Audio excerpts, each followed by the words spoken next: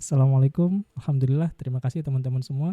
Ini adalah video pertama dari Buat Mudah. Di sini akan kami perkenalkan apa itu Buat Mudah dan bagaimana konsep dari template Buat Mudah sendiri. Nah, pertama-tama kami mengucapkan terima kasih banyak kepada teman-teman semua yang sudah menjadi bagian dari Buat Mudah. Sebelumnya perkenalkan dulu, saya Wira atau biasa dipanggil Mas Wir. Jadi buat teman-teman semua kalau ketemu di jalan atau menyapa di sosmed boleh aja panggil Mas Wir seperti itu.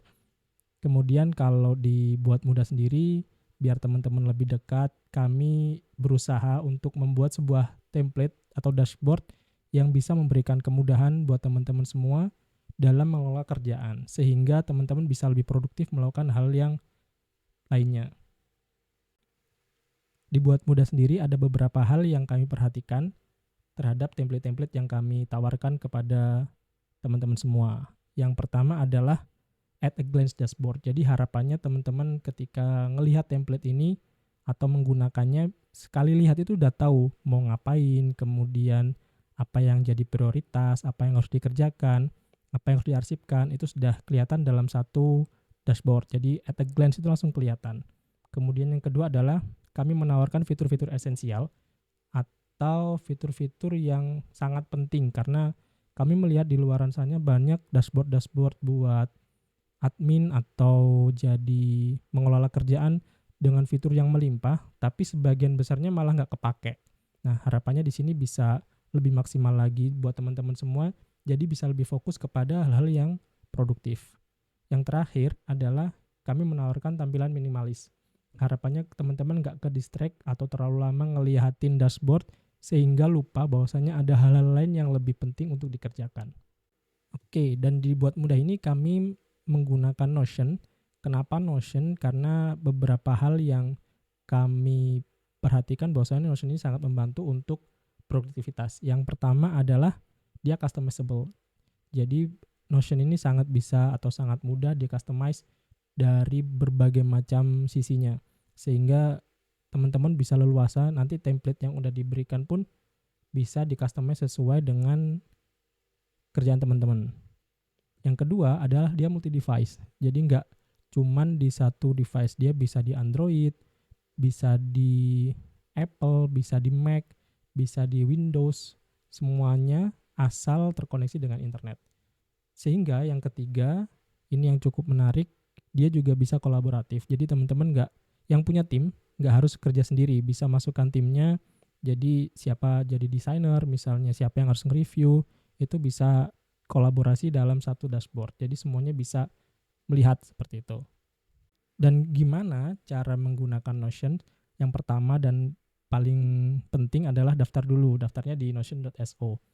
Kalau teman-teman sudah punya, alhamdulillah. Tapi kalau belum, buka aja. Kemudian login bisa menggunakan akun Google atau menggunakan email. Nah, dibuat mudah ini kami melakukan pendekatan parameter dalam membuat template-nya. Apa sih parameter itu? Jadi parameter sendiri adalah sebuah teori yang dicetuskan oleh Mas Tiago Forte.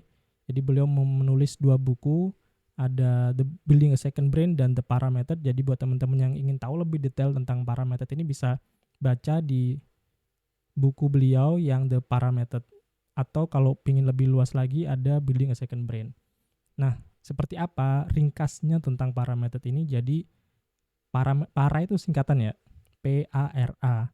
P sendiri yang pertama adalah project, kemudian A-nya adalah area, R-nya adalah resource, A yang terakhir ada archive.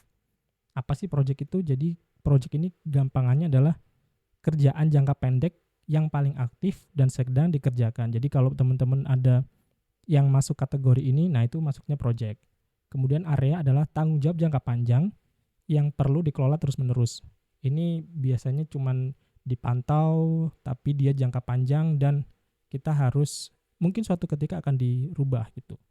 Kemudian resource, ini berbagai ide atau interest yang mungkin berguna di masa depan. Jadi kalau teman-teman punya ide apapun, langsung masukkan di resource ini. Dan yang terakhir adalah archive, dia itu item yang tidak aktif dari 3 kategori di atas. Jadi project, area, atau resource yang sudah nggak aktif dimasukkan ke archive ini. Sewaktu ketika dibutuhkan bisa langsung dibuka. Kalau dibuat mudah sendiri, para itu kami melakukan pendekatan yang pertama kalau project bisa berupa campaign atau content calendar.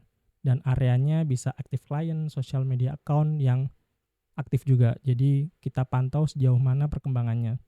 Kemudian untuk resource adalah ide konten, kemudian aset digital teman-teman, dan database klien atau database yang lainnya.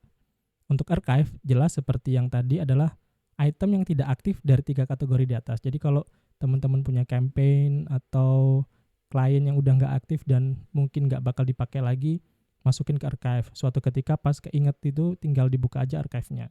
Nah itu beberapa pendekatan yang dilakukan oleh Buat Mudah, sehingga template-nya pun bisa memudahkan teman-teman untuk melakukan pekerjaan, mengelola kerjaan, jadi bisa lebih fokus pada hal-hal yang lebih produktif.